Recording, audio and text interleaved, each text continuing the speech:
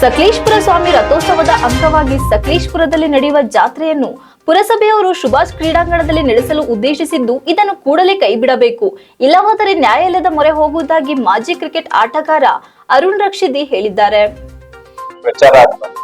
ಅದಕ್ಕೆ ಆ ವಿಷಯದ ಬಗ್ಗೆ ಸ್ಪಷ್ಟನೆ ಮಾಡಿದೆ. ನಮ್ಮ ರಥೋತ್ಸವ ನಮ್ಮೂರಿದ್ದು, ನಮ್ಮ ಸಂಭ್ರಮ, ನಮ್ಮ ವಿಜೃಂಭ, ಜಾತ್ರೆ ನಮ್ಮ ಸಂಭ್ರಮ, ನಮ್ಮ ವಿಜೃಂಭ. ನಾವು ಇದಕ್ಕೆ ವಿರೋಧ ಇದೆ, ನಾವು ಇದಕ್ಕೆ ಬೆಂಬಲ ಇದೆ. ಆದರೆ ಪಕ್ಕದ ಮನೆ ಸಮಸ್ಯೆ, ಅದ್ರ ಪಕ್ಕದ ಮನೆಗೆ ಸಂಬಂಧ ಇದೆ. ಇಲ್ಲಿ ಕಸ ಹಾಕೋದಕ್ಕೂ ಶುಕ್ರವಾರ ಪತ್ರಿಕಾಗೋಷ್ಠಿಯಲ್ಲಿ ಮಾತನಾಡಿದ ಅವರು, ಫೆಬ್ರವರಿ 1ರಂದು ಪುರಸಭಾ ಸಾಮಾನ್ಯ ಸಭೆಯಲ್ಲಿ ಸಕಲೇಶಪುರ ಸ್ವಾಮಿ ರಥೋತ್ಸವದ ಅಂಗವಾಗಿ ನಡೆಯುವ ಜಾತ್ರೆ ಮತ್ತು ವಸ್ತು ಪ್ರದರ್ಶನವನ್ನು ಪಟ್ಟಣದ ಸುಭಾಷ್ ಮೈದಾನದಲ್ಲಿ ನಡೆಸುವುದಕ್ಕೆ ನಿರ್ಣಯ ಕೈಗೊಂಡಿರುವುದನ್ನು ಸಕಲೇಶಪುರದ ಪ್ರಜ್ಞಾವಂತ ನಾಗರಿಕರು ಹಾಗೂ ಕ್ರೀಡಾಪಟುಗಳು ವಿರೋಧಿಸುತ್ತೇವೆ. ಕಳೆದ ಹಲವಾರು ತಿಂಗಳಿನಿಂದ ಕ್ರೀಡಾಂಗಣದ ಪಕ್ಕದಲ್ಲಿ ಕಸದ ರಾಶಿಯನ್ನ ಪುರಸಭೆಯವರು ಹಾಕಿದ್ದು, ಇದರಿಂದ ಕ್ರೀಡಾಪಟುಗಳಿಗೆ ಹಾಗೂ ಇಲ್ಲಿಗೆ ಬರುವ ವಾಯು ವಿಹಾರಿಗಳಿಗೆ ಮತ್ತು ಸಣ್ಣ ಕೈಗಾರಿಕೆ ನಡೆಸುವ ಗ್ಯಾರೇಜ್ ವರ್ತಕರಿಗೆ ಕಸದ ದುರ್ವಾಸನೆ ಬೀರುತ್ತಿದ್ದು, ಇದನ್ನ ತೆಗೆದು ಅಲ್ಲಿಯೇ ಜಾತ್ರೆಯನ್ನ ನಡೆಸಲಿ. ಯಾವುದೇ ಕಾರಣಕ್ಕೂ ಕ್ರೀಡಾಂಗಣದಲ್ಲಿ ಜಾತ್ರೆಯನ್ನ ನಡೆಸಲು ಬಿಡುವುದಿಲ್ಲ. ಜಾತ್ರೆಯನ್ನ ಹರಾಜು ಮಾಡುವವರು ಮುಂದೆ ಆಗುವಂತಹ ತೊಂದರೆಗಳಿಗೆ ನಾವು ಜವಾಬ್ದಾರರಲ್ಲ ಎಂದು ಇದೇ ಸಂದರ್ಭದಲ್ಲಿ ಎಚ್ಚರಿಸಿದ್ದಾರೆ. ಯುವ ಕ್ರೀಡಾಪಟು ಹೇಮಂತ್ ಮಾತನಾಡಿ, ಸಕಲೇಶಪುರ ಸುಭಾಷ್ ಮೈದಾನ ತಾಲೂಕಿನ ಕ್ರೀಡಾಪಟುಗಳಿಗೆ ಆಟವಾಡಲು ಏಕೈಕ ಕ್ರೀಡಾಂಗಣವಾಗಿದೆ. ಈ ಮೈದಾನದಲ್ಲಿ ಪ್ರಾಥಮಿಕ, ಪ್ರೌಢಶಾಲಾ ಹಾಗೂ ಕಾಲೇಜು ಭಾಗದ ಹೋಬಳಿ ಹಾಗೂ ತಾಲೂಕು ಮಟ್ಟದ ಕ್ರೀಡೆ ನಡೆಸಲು ಇರುವ ಏಕೈಕ ಕ್ರೀಡಾಂಗಣವಾಗಿದೆ. ಇದೇ ಕ್ರೀಡಾಂಗಣದಲ್ಲಿ ಕಳೆದ 50 ವರ್ಷಗಳಿಂದಲೂ ಎಂಸಿಸಿ, ಎಚ್ಸಿಸಿ, ಕರ್ನಾಟಕ ಕ್ರಿಕೆಟ್ ಅಸೋಸಿಯೇಷನ್ಗೆ ನೋಂದಾಯಿಸಿಕೊಂಡು ಕ್ರಿಕೆಟ್ ಅಭ್ಯಾಸ ಹಾಗೂ ಪಂದ್ಯಾವಳಿಗಳನ್ನು ಆಡುತ್ತಿದ್ದಾರೆ. ಎವರ್ ಗ್ರೀನ್ ಫುಟ್ಬಾಲ್ ಕ್ಲಬ್ ಸಂಸ್ಥೆಯು ಹಲವಾರು ವರ್ಷದಿಂದ ಇಲ್ಲಿ ಕ್ರೀಡೆಯನ್ನು ಆಡುತ್ತಾ ಬಂದಿದೆ. ದಿನಕ್ಕೆ 100 ಜನಗಳು ವಾಯುವಿಹಾರಕ್ಕೆ ಇರುವ ಏಕೈಕ ಕೇಂದ್ರವಾಗಿದೆ. ಪಟ್ಟಣದ ಕ್ರೀಡಾಂಗಣ ಇಂತಹ ಏಕೈಕ ಕ್ರೀಡಾಂಗಣವನ್ನು ಉಳಿಸಿ ಅಭಿವೃದ್ಧಿಪಡಿಸುವ ನಿಟ್ಟಿನಲ್ಲಿ ಯೋಜನೆ ಮಾಡಬೇಕಾದ ಜವಾಬ್ದಾರಿ ಪುರಸಭೆಯ ಜನಪ್ರತಿನಿಧಿಗಳು ಹಾಗೂ ಅಧಿಕಾರಿಗಳಿಗೆ ಇರಬೇಕಾಗಿತ್ತು. ಜನತೆಯ ಹಾಗೂ ಕ್ರೀಡಾಪಟುಗಳ ದುರ್ದೈವ, ಕ್ರೀಡಾಂಗಣವನ್ನು ಉಳಿಸುವ ಮಾತನಾಡಬೇಕಾದ ಅವರೇ ಅದನ್ನ ಹಾಳು ಮಾಡಲು ಹೊರಟಿದ್ದಾರೆ ಎಂದು ನಾಗರಿಕ ಸಂರಕ್ಷಣಾ ಸಮಿತಿಯ ಅಧ್ಯಕ್ಷ ರವಿಕುಮಾರ್ ಮಾತನಾಡಿ, ಸಕಲೇಶಪುರದ ಸುಭಾಷ್ ಮೈದಾನದ ಕ್ರೀಡಾಂಗಣ ಯುವ ಸಬಲೀಕರಣ ಕ್ರೀಡಾ ಇಲಾಖೆಯ ವ್ಯಾಪ್ತಿಗೆ ಒಳಪಟ್ಟಿದ್ದು, ನಾವು ಶಾಸಕರಿಗೆ ಹಾಗೂ ಪುರಸಭೆ ಅಧಿಕಾರಿಗಳಿಗೆ ಮನವಿ ಮಾಡುವುದೇನೆಂದರೆ, ಯಾವುದೇ ಕಾರಣಕ್ಕೂ ಸುಭಾಷ್ ಕ್ರೀಡಾಂಗಣದಲ್ಲಿ ಜಾತ್ರೆ ನಡೆಸಬಾರದು.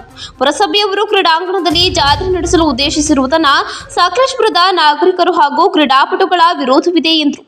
ಪತ್ರಿಕಾಗೋಷ್ಠಿಯಲ್ಲಿ ಹಿರಿಯ ಕ್ರೀಡಾಪಟು ಶ್ರೀಕಾಂತ್, ಹೇಮಂತ್, ದಿನೇಶ್ ಇತರರು ಮಾತನಾಡಿದರು.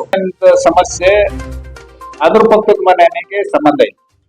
ಇಲ್ಲಿ ಕಸ ಹಾಕೋದಕ್ಕೂ ಅವ್ರ ಸಮಸ್ಯೆ, ಅದು ಕ್ರೀಡಾಂಗಣದಲ್ಲೇ ಬಗೆಹರಿಬೇಕು. ಜಾತ್ರೆ ನಡೆಸೋದು ಅವ್ರ ಸಮಸ್ಯೆ, ಕ್ರೀಡಾಂಗಣದ ಒಳಗಡೆನೆ ನಡೆಸಬೇಕು ಅನ್ನೋದಿದೆಯಲ್ಲ. ಕ್ರೀಡಾಂಗಣದ ವಿಷಯದಲ್ಲಿ ಇವತ್ತು ನಾವು ಕೇಳ್ತಾ ಇದೀವಿ. ನಾವು ಕೇಳಲಿಲ್ಲ ಅಂದ್ರೆ ಯಾರು ಕೇಳಿ? ಎಲ್ಲದೂ ಅಲ್ಲೇ ನಡೆಸ್ಬಿಡ್ಬೇಕು. ಸಂತೆ ನಡೆಸ್ಬೇಕು, ಜಾತ್ರೆ ನಡೆಸ್ಬೇಕು, ಪಟಾಕಿ ಮಾರ್ಬೇಕು, ಎಲ್ಲದೂ ಮಾಡ್ಬೇಕು. ಆಮೇಲೆ ನೋಡಿ, ಮೊನ್ನೆ ಇನ್ನೂ ಒಂದು ಸ್ಪಷ್ಟಪಡಿಸ್ತೀನಿ. ಮೊನ್ನೆ ಒಂದು ಸಮ್ಮೇಳನ, ಕಾಫಿ ಸಮ್ಮೇಳನ, ನಾನು ವಂದಿತಾ ಶರ್ಮಾ ಇದ್ದಾಗಿಂತ ನಾನು ಇತಿಹಾಸ ತಗೊಂಡು ಹೇಳಿ, ಅವತ್ತು ನಾವು ಫಸ್ಟ್ ಮನೆ ಬಾಗಿಲಿಲ್ಲ, ಅದರಿಂದನೇ ಹಾಳಾಗಿರೋದು. ಆಮೇಲೆ ಶ್ರೀಮಂತ್ ಅವ್ರು ಹೇಳಿದಂಗೆ ಅಂಡರ್-19, 14 ಇವನ್ನೆಲ್ಲ ಮಾಡ್ಬೋದಾಗಿತ್ತು. ನಮ್ಗೆ ಕರ್ನಾಟಕ ರಾಜ್ಯ ಕ್ರಿಕೆಟ್ ಸಂಸ್ಥೆಯಿಂದ ಬೇಕಾದಷ್ಟು ಸಪೋರ್ಟ್ ಇದೆ. ನಾವು ಮಾಡೋದಾದ್ರೆ ಕ್ರಿಕೆಟ್ ಆಡೋ ಹುಡುಗರಿಗೆ ಅದು ತರಬಹುದು. ಇಲ್ಲಿ ಕ್ರೀಡಾಂಗಣದ ವ್ಯವಸ್ಥೆ ಸರಿ ಇಲ್ಲ, ಇದ್ದವರು ಅವರು ಬೇಕಾದಷ್ಟು ಫೆಸಿಲಿಟಿಗಳು ಕೊಡ್ತಾರೆ. ಈ ಕ್ರೀಡಾಂಗಣ ಸರಿ ಆದ್ರೆ ನಾವು ಅದನ್ನ ತರಬಹುದು. ಇದ್ರ ಬಗ್ಗೆ ನಾವು ಬೆಂಗಳೂರಲ್ಲೆಲ್ಲ ಮಾತಾಡಿದ್ವಿ ಸ್ಟೇಡಿಯಂ. ಇದ್ರ ಬಗ್ಗೆ ಅರುಣ್ ಗೊತ್ತು ವಿಚಾರ.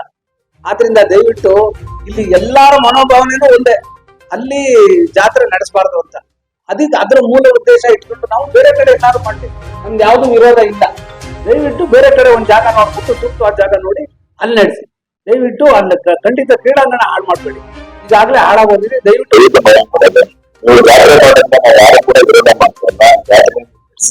ಆದ್ರೆ ಕ್ರೀಡಾಂಗಣ ಬೇರೆ ಕಡೆ ಜಾಗ ನಡೆಸಿ. ಆದ್ರೆ ಕ್ರೀಡಾ ಚಟುವಟಿಕೆ ಮಾಡಕ್ಕೆ ಎಲ್ಲೂ ಕೂಡ ಜಾಗ ನಿಮಗೆ ಕಸಾಯಕ್ಕೆ ಜಾಗ ಸಿಗ್ತಾರಲ್ಲ, ಕ್ರೀಡಾಂಗಣ ಜಾಗ ಸಿಗಲ್ಲ. ದಯವಿಟ್ಟು ಕ್ರೀಡಾಂಗಣ ಬಿಟ್ಟು ಜಾತ್ರೆ ಮಾಡಿ ಕ್ರೀಡಾಂಗಣ ನಿಲ್ಲಿಸ್ಕೊಡಿ. ಯಾಕಂದ್ರೆ ರಾಜ್ಯ ಮಟ್ಟ, ರಾಷ್ಟ್ರ ಮಟ್ಟಕ್ಕೆ ನಾವು ಹುಟ್ಟಾಕಿ ಕಳಿಸ್ಬೇಕಾಗಿದೆ. ಹಾಗಾಗಿ ನೀವು ದಯವಿಟ್ಟು ಒತ್ತಾಯ ಮಾಡ್ತೀವಿ ಜಾತ್ರೆ ಮೇಲೆ ಬೇಡ ಸ್ಥಳಾಂತರ. ಒಬ್ಬ ಶಾಸಕ ಒಬ್ಬ ಸೈಂಟಿಸ್ಟ್ ಆಗಿರುತ್ತೆ, ಸೈಂಟಿಫಿಕ್ ಆಗಿ ಯೋಚನೆ ಮಾಡಿ ನೀವು ಹೇಮಾವತಿ ಡ್ಯಾಮ್ ಅದು ಎಷ್ಟು 200 ಅಲ್ಲ 300 ಮೀಟರ್ ದೂರದಲ್ಲಿ ಆಗುತ್ತೆ. ನೀರು ಎಲ್ಲಿವರೆಗೆ ಹೋಗ್ತದೆ? ಒಂದು ವರ್ಷ ಕ್ರೀಡಾಂಗಣ ಮೇಲೆ ಕಟ್ಟಿದೆ. ಇನ್ನು ಹೇಮಾವತಿ ಡ್ಯಾಮಲ್ಲಿ ಬಂದು ನೀರು ಅದರಲ್ಲಿ ಹಸಿ ಕಸ ಒಣ ಕಸ ಬೇರೆ ಬೇರೆ ಮಾಡ್ತಾ ಇದ್ದಾರೆ, ಅದು ಇಲ್ಲ.